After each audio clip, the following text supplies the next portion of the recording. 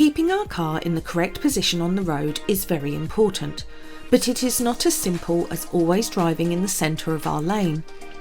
In this video, we will show how we can increase our safety by using our car's road position as a signal to help other road users understand what we are about to do.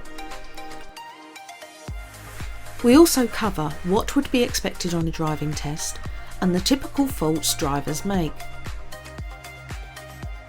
Before we start, make sure you subscribe to our channel and click the bell so you are alerted when we upload a new video. Also, we love to read your comments, so please scroll down and let us know what you think.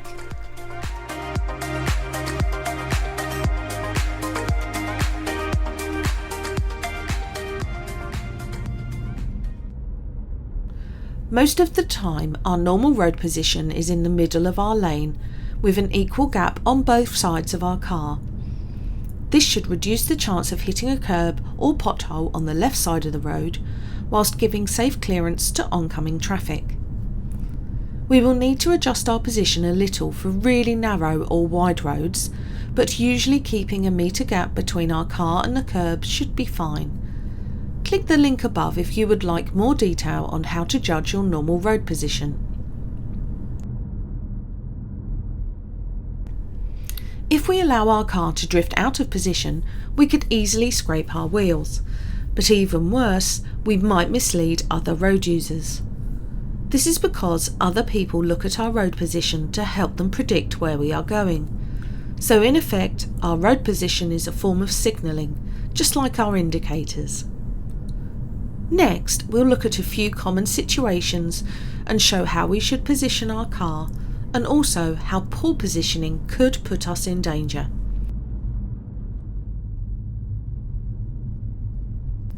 When we spot a parked car ahead, we like to adjust our car position well to the right of our lane, and even over the centre of the road if safe to do so. Doing this well before we get to the parked car will improve and maintain our view of the road past the parked car, so we can look out for oncoming traffic. This is important as it will give us time to check our mirrors and look ahead for traffic and decide whether we should pass the car or not.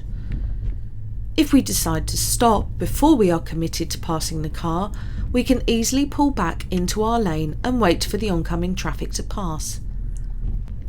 Another benefit of moving to the right fairly early is that following traffic will see our road position change and the parked car, so it will be clear what we are doing and they can get ready to pass the car themselves. In contrast, staying in our lane as long as possible will mean our view ahead is reduced, and also we block the view of the driver behind for longer. This means they have less time to react to the parked car when we suddenly steer to the right. The same principles apply when passing cyclists. Moving out early gives the rider plenty of room and also shows the car behind what is happening in good time. Swerving out suddenly will surprise following traffic and possibly lead to danger.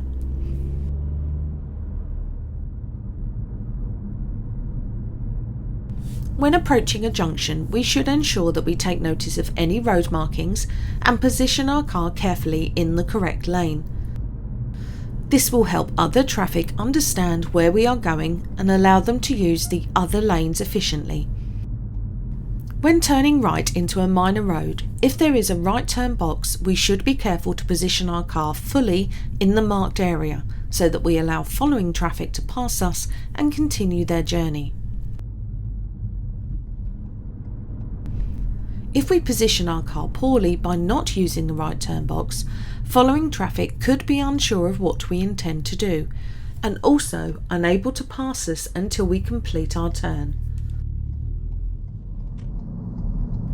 When turning right at smaller junctions where there isn't a right turn box, we like to position our car to the right-hand side of our lane, as it will confirm that we are about to turn right and make our intentions clear. This could be important if reflections from bright sunlight obscures our car's indicators. When turning left, we must be careful to stay in our lane at all times. To do this, we will need to judge how tight the corner is, slow the car to an appropriate speed before steering carefully into the minor road.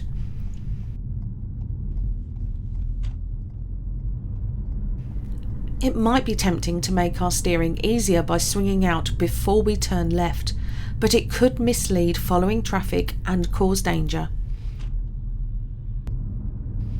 Again, think how our road position is a form of signalling. Moving to the right might imply we are about to turn to the right instead.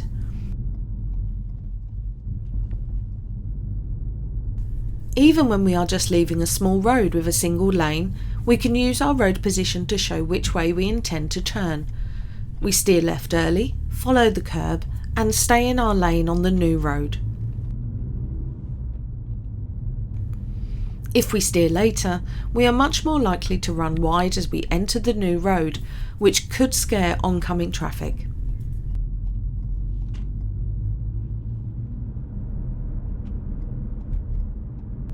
Using the correct road position at roundabouts is also important, as it allows traffic to flow faster, and our intentions will be clear to anyone near us.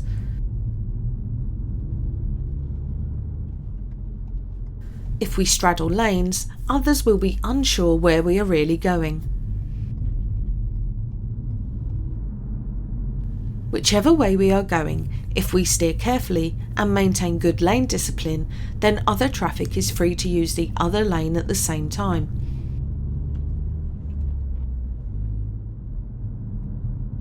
Cutting across other lanes to make our steering easier will block other traffic and cause danger.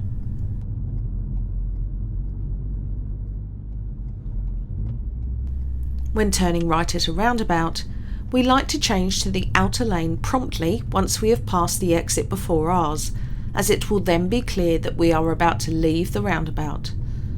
Essentially, the more predictable we are to other people, the safer we will be.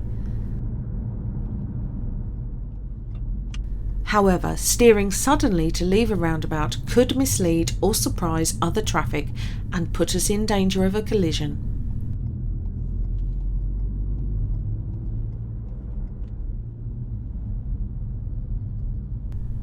On a driving test, the examiner will be checking that we are positioning the car appropriately within the width of the road as we drive.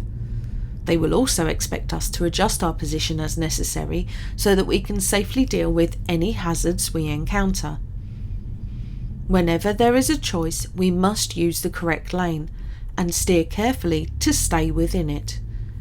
If we straddle lane markings, use the wrong lane, or cut across other lanes at a roundabout, we will be given a fault, the severity of which would depend on the situation concerned and how much danger we cause.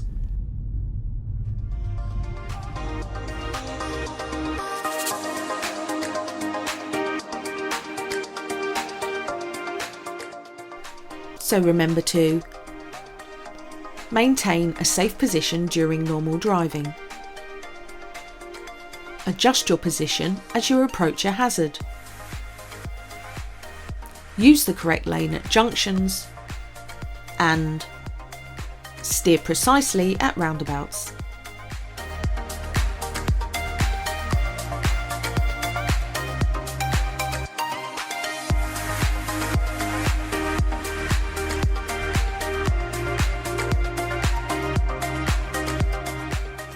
If you found this video interesting, then please visit our channel, as there are over 100 more tutorial videos to help you improve your driving. If you would like to help us make new videos, then please consider becoming a member of our channel. Thanks for watching.